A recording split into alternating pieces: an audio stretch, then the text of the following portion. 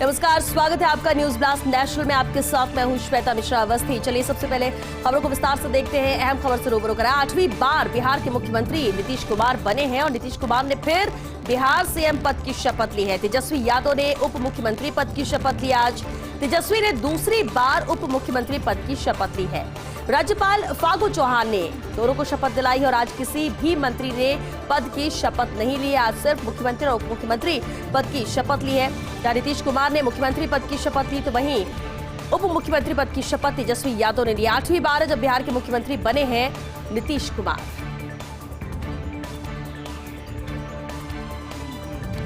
तो नीतीश कुमार ने 8वीं बार सीएम पद की शपथ ली है और शपथ ग्रहण के बाद नीतीश कुमार ने कहा कि जल्द विधानसभा का सत्र बुलाएंगे।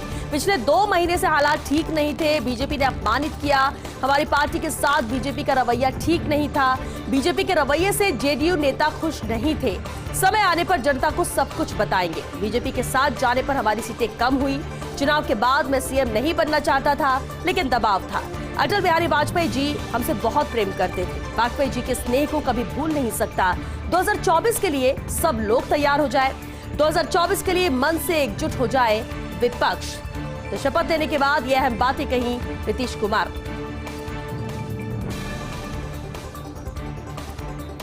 बिहार में मंत्री पद के लिए कांग्रेस विधायकों की भी दावेदारी शुरू हो गई। कांग्रेस को मंत्रिमंडल में अपने 4 मंत्री बनने की उम्मीद है। कांग्रेस पर ओबीसी, मुस्लिम, दलित को प्राथमिकता देने का भी दबाव है। दूसरी तरफ बिहार प्रदेश कांग्रेस अध्यक्ष मदन मोहन झा रेस में है।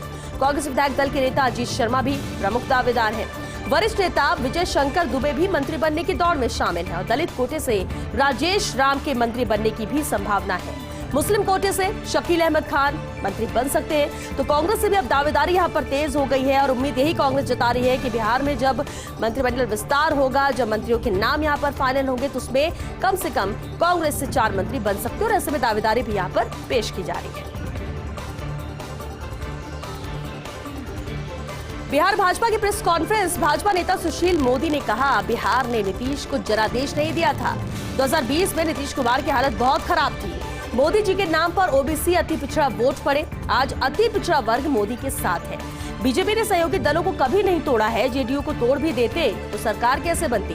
तेजस्वी भ्रष्टाचार केस में बेल पर है। तेजस्वी के खिलाफ भ्रष्टाचार के पुख्ता सबूत है। तेजस्वी अब पूरा करे 10 लाख नौकरियों का वादा। नीतीश कल आरजेडी को भी धोखा दे सकते हैं। नीतीश को उपराष्ट्रपति बनाने की कोशिशें हुई हैं और हमने 5 बार नीतीश को मुख्यमंत्री बनाया। नीतीश कुमार ने 17 सालों का गठबंधन एक झटके में तोड़ दिया। तो बिहार भाजपा की प्रेस कॉन्फ्रेंस में यह अहम बातें कही गई कि आखिर किस तरह से गठबंधन तोड़ा गया, लेकिन 17 सालों का गठबंधन था जिसे एक झटके में तोड़ दिया नीतीश कुमार। एनसीपी सुप्रीमो शरद पवार का बीजेपी पर निशाना। पवार ने नीतीश कुमार के बयान का समर्थन किया। कहा, बीजेपी ने शिवसेना का बंटवारा कर दिया। पंजाब में अकाली दल को खत्म कर दिया। बीजेपी साथ वाली प्रादेशिक पार्टियों को खत्म कर देती है।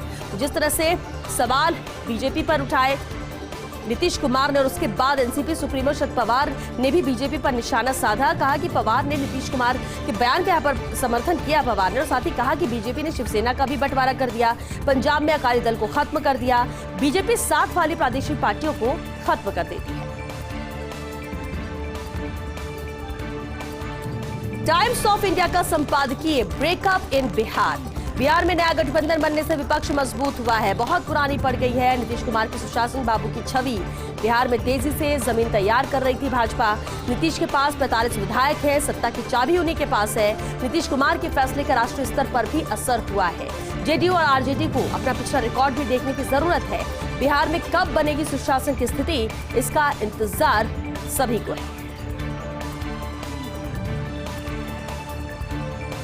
राष्ट्रपति द्रौपदी मुर्मू से मिले लोकसभा अध्यक्ष ओम बिरला। बिरला ने राष्ट्रपति भवन जाकर द्रौपदी मुर्मू से मुलाकात की।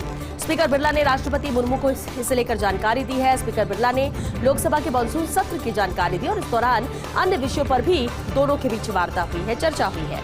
बैठक के बाद स्पीकर बिरला ने ट्वीट किया, राष्ट्रपति द्रौपदी मुर्मू से भेंट कर प्रेरणा मिली है। लोकतांत्रिक मूल्यों को सशक्त करने के लिए और अधिक कार्य करने की प्रेरणा मिली। भाजपा संगठन में बड़ा बदलाव। सुनील बंसल को दी गई है बड़ी जिम्मेदारी। पार्टी का राष्ट्रीय महामंत्री नियुक्त किया गया है सुनील बंसल को। पश्चिम बंगाल, ओडिशा और तेलंगाना प्रदेश प्रभारी की भी जिम्मेदारी इनके पास रहेगी। हालांकि इससे पहले उत्तर प्रदेश के प्रदेश महामंत्री भी सुनील बंसल थे। बंसल की जगह धर्मपाल को उत्तर प्रदेश में जिम्मेदारी दी गई है। प्रदेश महामंत्री संगठन की ये अहम जिम्मेदारी दी गई है। झारखंड के प्रदेश महामंत्री थे धर्मपाल। कर्मवीर को झारखंड प्रदेश महामंत्री संगठन का जिम्मा दिया गया है। राष्ट्रीय अध्यक्ष जेपी नड्डा ने ये नियुक्ति की।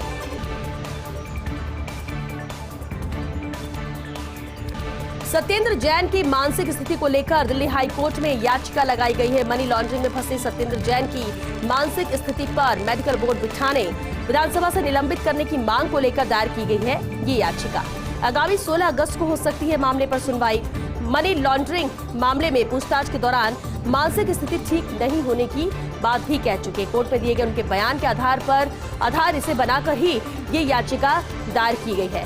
तो बेहद अहम है, जहां मनी लॉन्ड्रिंग में फंसे सत्येंद्र जैन की मानसिक स्थिति पर मेडिकल बोर्ड बिठाने, विधानसभा से निलंबित करने की मांग को लेकर ही ये अहम याचिका जो दायर की गई है और आगामी 16 अगस्त को इस मामले पर सुनवाई हो सकती है। मनी लॉन्ड्रिंग मामले में पूछताछ के दौरान मानसिक स्थिति ठीक न होने की बात भी कह चुके हैं, लेकिन कोर्ट में दिए गए उनके बयान के इसी को आधार बनाकर ही अब याचिका दायर की गई है।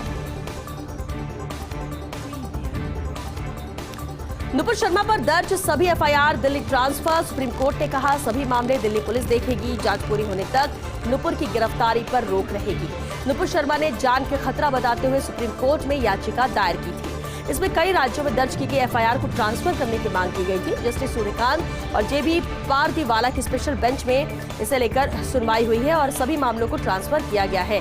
सुप्रीम कोर्ट ने कहा कि सभी मामले दिल्ली पुलिस देखेगी और जारी जांच पूरी होने तक नुपुर की गिरफ्तारी पर भी रोक की बात कोर्ट की तरफ से कही गई। नुपुर शर्मा ने जान का खतरा बताते हुए सुप्रीम कोर्ट में याचिका दायर की थी और उसमें कई राज्यों में दर्ज की गई एफआईआर को ट्रांसफर करने की भी मांग की गई थी।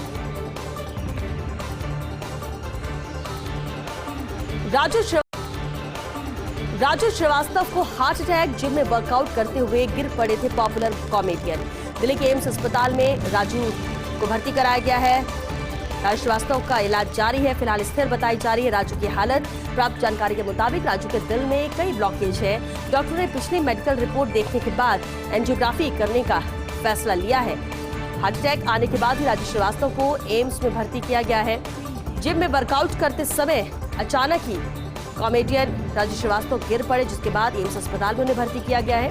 फिलहाल स्थिर बताई जा रही है उनकी हालत।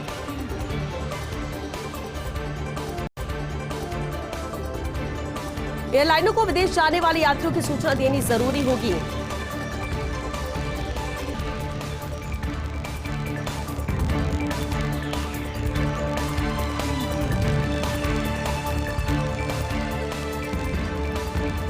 तो एयरलाइंस को विदेश जाने वाले यात्रियों की सूचना देना बेहद जरूरी रहेगा। विदेश यात्रियों की जानकारी 24 घंटे पहले कस्टम को देना जरूरी होगा। Central board of indirect taxes and customs यानी CBIC, national customs targeting centre passengers NCTCP करेगी इसकी जांच। विदेश यात्रा के दौरान फ्लाइट में लाए जाने वाले भोजन की भी यहाँ पर जांच होगी। सूचना नहीं देने वाली एयरलाइन पर 25,000 रुपए का जुर्माना लगेगा। जो एयरलाइन सूचना नहीं देगी उस पर जुर्माने का भी प्रावधान है। उस एयरलाइन पर 25,000 रुपए का जुर्माना लगेगा। ट्रेन किराए में बुजुर्गों को फिर मिले छूट। रेलवे मंत्रालय से संबद्ध संसदीय समिति ने इसे लेकर सिफारिश की है। साथ ही कहा कि कम से कम स्लीपर थर्ड एसी कोचों में तो इसे तुरंत बहाल किया जाना चाहिए। रेल मंत्रालय की स्थायी संसदीय समिति ने 4 अगस्त को सौंपी है ये सिफारिशें। समिति ने अपनी रिपोर्ट में कहा बुजुर्गों को पहले रेल किराए में 40 से 50% तक रियायत दी जाती थी, लेकिन कोविड महामारी के दौरान इसे बंद कर दिया गया। चूंकि अब रेलवे सामान्य स्थिति की ओर बढ़ रहा है और इसलिए विभिन्न श्रेणियों को दी जाने वाली रियायतों पर पुनर्विचार करना चाहिए। हालांकि बुजुर्गों को मिलने वाली छूट को बंद कर दिया गया था कोविड काल से ही, और इसके बाद लगातार आवाज उठी थी कि कम से कम अब इसे शुरू करना चाहिए। रेल किराए में जो बुजुर्गों को छूट मिलती थी उसे फिर से शुरू किया जाए। कम से कम स्लीपर और एसी कोचेज में तो ये रियायत दी जाए। 15 अगस्त से पहले भारत पाक सीमा पर हलचल है। सीमा सुरक्षा पाकिस्तानी घुसपैठियों को पकड़ा है। 10वीं बटालियन के जवानों ने सीमा चौकी डेरा बाबा नानक टाउन के पास ये कार्रवाई की। 2 मोबाइल, 500 रुपए की पाकिस्तानी मुद्रा समेत अन्य सामान भी बरामद हुआ है। सीमा पार कर 10 मीटर तक भारतीय क्षेत्र में दाखिल हो चुके थे दोनों। गुरदासपुर में तैनात बीएसएफ के डीआईजी प्रभाकर जोशी ने इसे लेकर जानकारी दी है। 15 अगस्त से पहले भारत पाक सीमा पर अब हलचल तेज नजर आ रही है। आजादी के अमृत महोत्सव के तहत तेलंगाना सरकार की पहल है। राज्य के सभी 552 सिनेमाघरों में होगा गांधी फिल्म का प्रदर्शन। करीब 22 लाख स्कूली विद्यार्थियों को गांधी फिल्म दिखाने की तैयारी है। 1982 में बनी गांधी फिल्म के तेलुगु और हिंदी संस्करण का प्रदर्शन है। राज्य के 86 सिनेमाघरों में हिंदी में दिखाई जाएगी फिल्म गांधी। 22 अगस्त तक रोज सुबह 10 से दोपहर 1 बजे तक गांधी का प्रदर्शन होगा। ये सरकार की पहल है। आजादी के अमृत महोत्सव के तहत ही तेलंगाना सरकार की पहल कर रही है। आखिर कौन होगा पीएफआरडीए का नया चेयरमैन? पीएफआरडीए के चेयरमैन बंदोपाध्याय के उत्तराधिकारी की तलाश यहां पर जारी है। जनवरी 2023 में समाप्त हो रहा है सुप्रीम बंदोपाध्याय का कार्यकाल। 5 सितंबर है इस पद के लिए आवेदन करने की अंतिम तिथि। वरिष्ठ अधिकारी, सरकारी अधिकारियों के अलावा निजी क्षेत्र के शीर्ष अधिकारी जिन्होंने यहां पर काम किया है वो प्राथमिकता में रहेंगे।